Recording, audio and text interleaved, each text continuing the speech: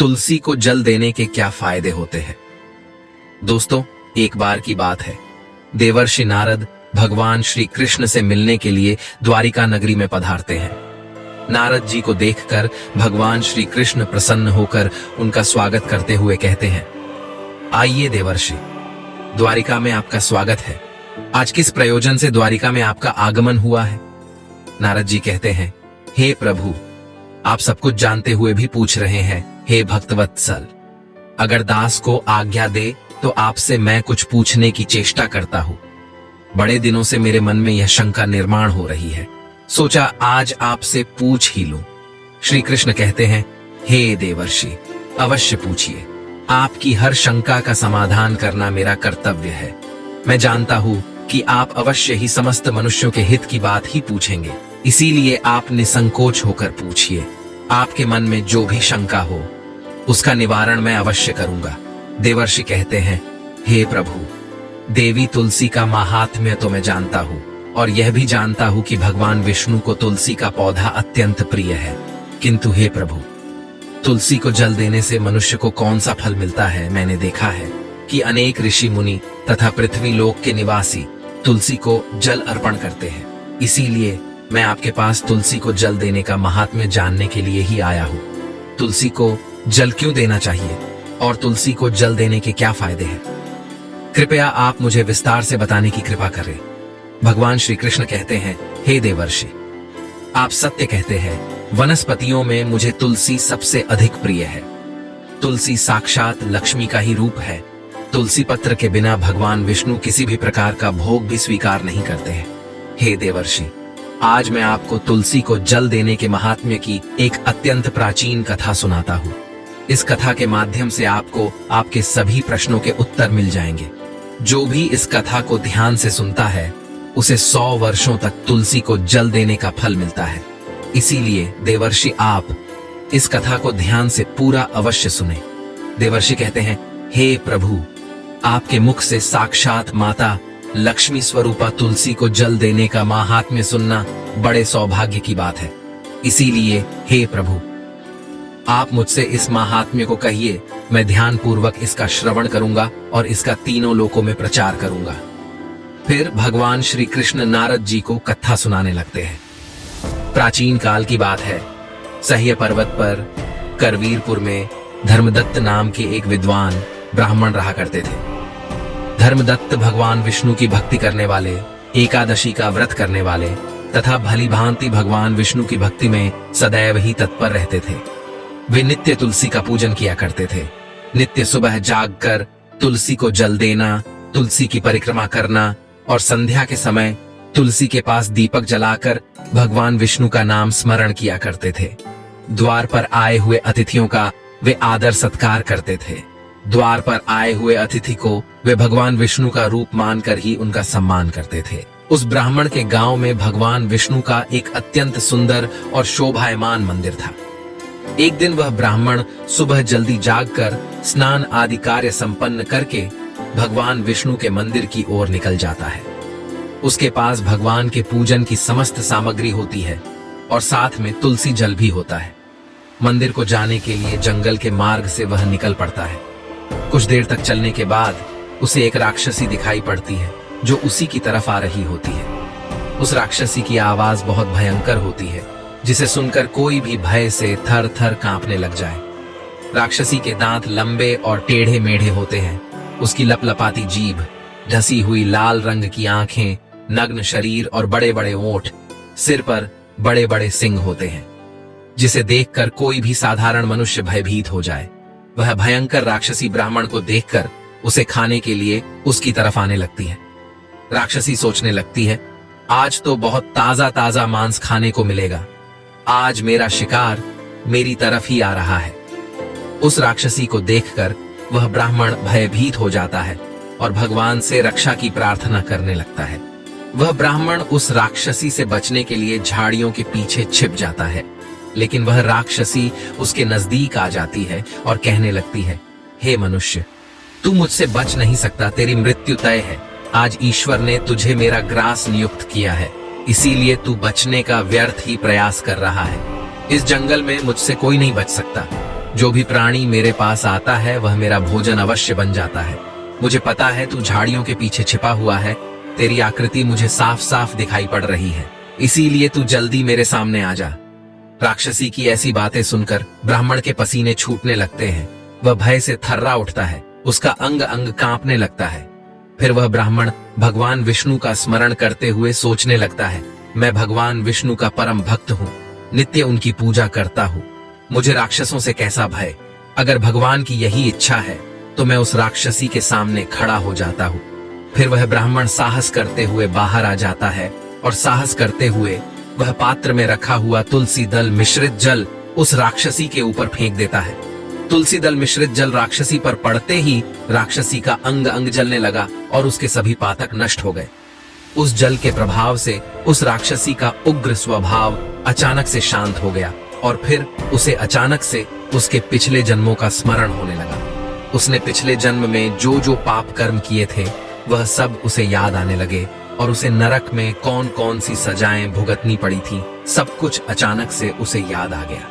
फिर वह राक्षसी उस ब्राह्मण की ओर देखकर कहने लगी, हे ब्राह्मण देवता, आप कौन हैं?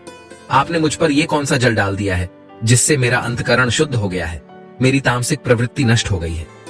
मैं तो यहाँ पर आपको भोजन समझकर खाने के लिए आई थी, किंतु अब मेरी भूख भी शांत हो चुकी है और मुझे अपने पूर्व जन्म के कर्म याद आने लगे हैं। किस कारण से मुझे राक्षसी का शरीर प्राप्त हुआ? पूर्व जन्म के पाप के कारण ही मैं इस दशा को पहुंच गई हूँ, इसीलिए हे ब्राह्मण देवता, मुझे क्षमा करके बताने का कष्ट करे। ब्राह्मण कहता है, हे राक्षसी, मैं भगवान विष्णु का भक्त धर्मदत्त हूँ और मैंने तुम पर तुलसी दल मिश्रित जल डाल दिया है जिससे तुम्हारे दुष्ट स्वभाव का नाश हुआ है। हे राक्षसी, तुम मुझे बताओ, तुम कौन हो? तुम कहां से आई हो? इस वन में राक्षसी बनकर क्यों भटक रही हो? किस पाप के कारण तुम्हारी ऐसी दुर्दशा हुई है? मुझे सारी बातें विस्तार से बताओ। यदि तुम्हारी मुक्ति का कोई उपाय हो तो मैं अवश्य करूंगा। फिर वह राक्षसी कहने लगी, हे ब्राह्मण देवता, मैं आपको मेरे पूर्व जन्म का वृतांत सुनाती हूँ। पूर्व जन्म में सौराष्ट्र नाम के नगर में भिक्षु नाम के एक ब्राह्मण रहा करते थे, जो अत्यंत गुणवान, पुण्यवान तथा धर्म का पालन करने वाले थे। मैं उन्हीं की पत्नी थी और मेरा नाम कलहा था। उस जन्म में मैं बड़े भयंकर स्वभाव की स्त्री थी। मैंने वचन से अपने पति का कभी भला नहीं किया, कभी उन्हें भोजन नहीं परोसा। मैं अकेले ही मिष्टान्न भोजन करती थी और पति को बासी अन्न खिलाती थी। मैंने हमेशा अपने पति की आज्ञा का उल्लंघन किया, कभी उनकी कोई बात नहीं मानी, हमेशा अपनी ही मनमानी करती थी। कलह करना मुझे विशेष प्रिय था। मैं सदैव ही अपने पति के साथ कलह करती थी। मैंने अपने पति के माता पिता की कभी सेवा नहीं की, उनके साथ सदैव ही दुर्व्यवहार किया। मेरे पति मुझसे सदा दुखी रहते थे। मेरे आचरण से उन्हें बहुत कष्ट होता था। मेरे दुष्ट आचरण से दुखी होकर मेरे पति ने दूसरी स्त्री से विवाह करने का विचार किया। तब मैंने क्रोध में आकर विष खाकर अपने प्राण त्याग दिए। फिर यमराज के 2 दूत मुझे लेने के लिए आ गए और मुझे पाश में बांधकर पीटते हुए यमलोक लेकर गए। यमदूतों ने मुझे यमराज के सामने खड़ा कर दिया। यमराज का विकराल रूप देखकर मुझे बड़ा भय लगने लगा।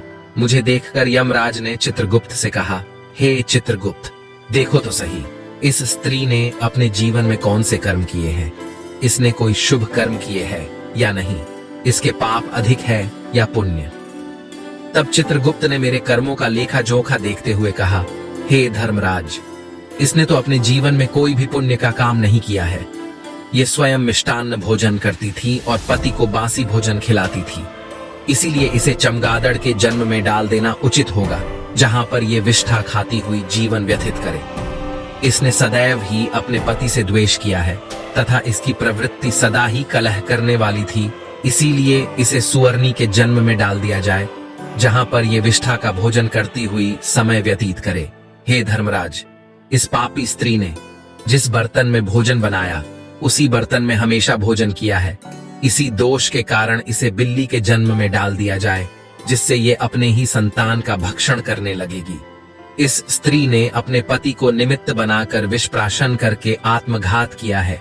इस अत्यंत निंदनीय कार्य के लिए यह कुछ काल के लिए प्रेत बनकर पृथ्वी पर निवास करेगी। इसे दूतों के साथ मरु प्रदेश में भेज देना चाहिए। वहां पर ये अनेक वर्षों तक प्रेत का शरीर धारण करके रहेगी। चित्रगुप्त के द्वारा इस प्रकार से मेरे कर्मों का लेखा जोखा बताने के बाद धर्मराज ने अपने दूतों को आज्ञा देकर मुझे नरक में डाल दिया। नरक में अनेक वर्षों तक सजा भोगने के बाद मुझे अलग अलग प्राणियों के जन्म में डाल दिया गया। इस प्रकार से अनेक पशुओं के जन्म प्राप्त करके अब मैं इस जन्म में प्रेत बनकर घूम रही हूँ। प्रेत के शरीर में आकर मुझे 500 वर्ष बीत चुके हैं। इस प्रेत के शरीर में मैंने अनेक निष्पाप मनुष्यों को खाया है और अनेक प्राणियों का भक्षण किया है। फिर एक दिन मैंने भूख प्यास से पीड़ित होकर एक पुरुष के शरीर में प्रवेश किया। उस पुरुष के साथ मैं कृष्णा नदी के तट पर आ गई। वहां पर भगवान विष्णु के पार्षदों ने मुझे उस पुरुष के शरीर से निकालकर बलपूर्वक वहां से भगा दिया। हे ब्राह्मण देवता, तभी से मैं भूख प्यास से व्याकुल होकर प्रेत बनकर इधर उधर भटक रही हूँ। आज मैं इस जंगल में अपनी भूख मिटाने के लिए ही आई थी।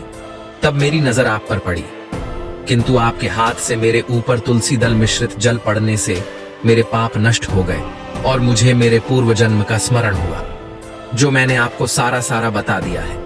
हे विप्रवर, आप मुझ पर कृपा कीजिए। आप कोई पुण्यात्मा दिखाई पड़ते हो। कृपया आप मुझे इस प्रेत के शरीर से मुक्ति दिलाइए। फिर वह धर्मदत्त ब्राह्मण कहता है, हे राक्षसी, तीर्थ स्नान, दान तथा व्रत आदि कार्यों से मनुष्यों के पाप नष्ट हो जाते हैं, किंतु इस समय पर तुम प्रेत के शरीर में हो, इसीलिए ये कार्य तुम नहीं कर पाओगी। तुम्हारी ऐसी दुर्गति देखकर मुझे बड़ा दुख हो रहा है। तुम्हारा दुख देखकर तुम्हारा उद्धार किए बिना मेरे मन को शांति नहीं मिलेगी। मैं भगवान विष्णु का भक्त हूँ और मैं नित्य तुलसी को जल देता हूँ, तुलसी को प्रणाम करता हूँ। शास्त्र कहते हैं कि जो तुलसी को जल देता है उसके समस्त पाप नष्ट हो जाते हैं। इसीलिए मैं तुम्हें मेरा तुलसी को जल देने का पुण्य प्रदान करता हूँ। यह पुण्य लेकर तुम उत्तम गति को प्राप्त हो जाओ, ऐसी मैं भगवान विष्णु के श्री चरणों में प्रार्थना करता हूँ।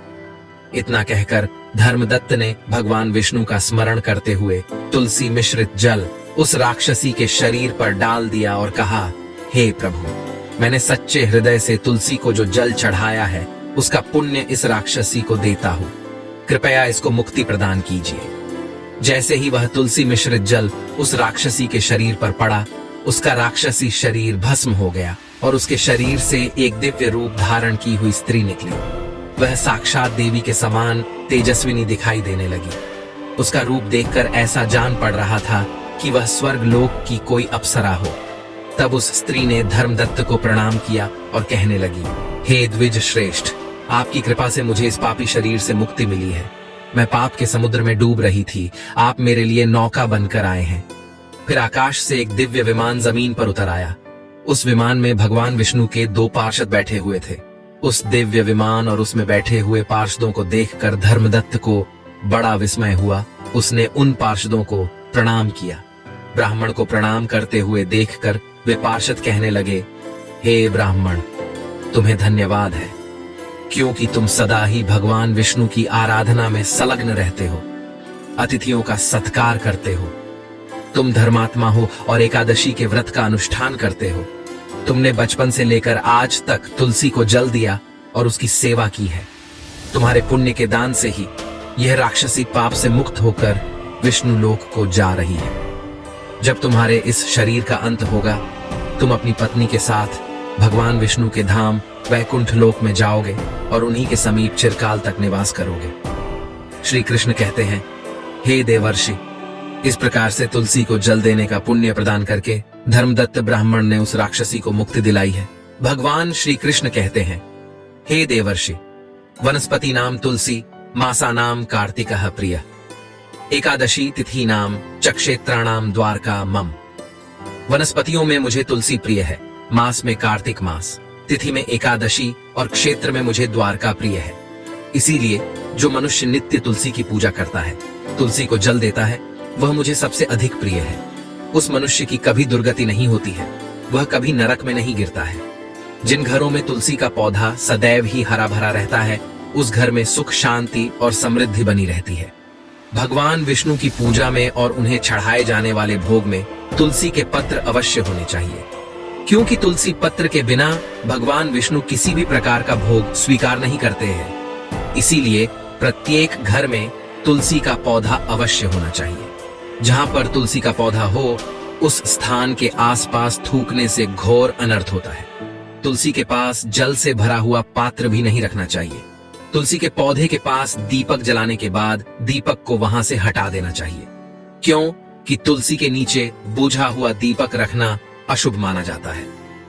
जिस स्थान पर भी तुलसी का पौधा होता है, उस स्थान को हमेशा ही स्वच्छ रखना चाहिए।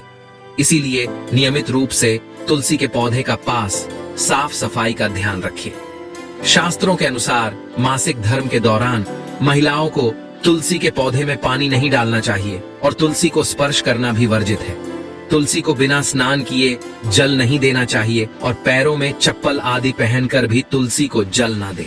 तुलसी को जल देते समय ध्यान रहे कि वह जल आपके पैरों पर ना पड़े, इससे तुलसी का अपमान होता है। श्री कृष्ण कहते हैं, नित्य तुलसी के दर्शन से मनुष्य को स्वर्ग की प्राप्ति होती है और तुलसी पत्र के सेवन से उसके सभी पाप नष्ट हो जाते हैं। तुलसी का पौधा हमेशा ही घर के सामने लगाना चाहिए। इसे पूर्व अथवा उत्तर दिशा में लगाना सबसे अधिक शुभ होता है। हे देवर्षि, इस प्रकार से मैंने आपको तुलसी को जल देने का महात्म्य सुना दिया है। अब आपकी सभी शंकाओं का समाधान हो गया होगा। देवर्षि कहते हैं, हे प्रभु, आप धन्य हैं। आपके मुख से तुलसी को जल देने का महात्म्य सुनकर मुझे बड़ी प्रसन्नता हो रही है। इस कथा का श्रवण करके मेरे मन की सभी शंकाओं का समाधान हो गया है। अब मैं इस कथा का तीनों लोकों में प्रचार करूंगा। तो दोस्तों, इस प्रकार से भगवान श्री कृष्ण ने तुलसी को जल देने का महात्म्य नारद जी को सुना दिया। आपको यह कथा कैसी लगी कमेंट करके अवश्य बताएं। आपने इस कथा को ध्यान से पूरा सुना, इसलिए आप सभी का धन्यवाद। आप इस कथा को शेयर करके इसका प्रचार अवश्य करें। अगर जानकारी अच्छी लगी तो वीडियो को लाइक जरूर करें। कमेंट में जय श्री कृष्ण अवश्य लिखें। साथ ही चैनल को सब्सक्राइब करें। आप सभी का धन्यवाद।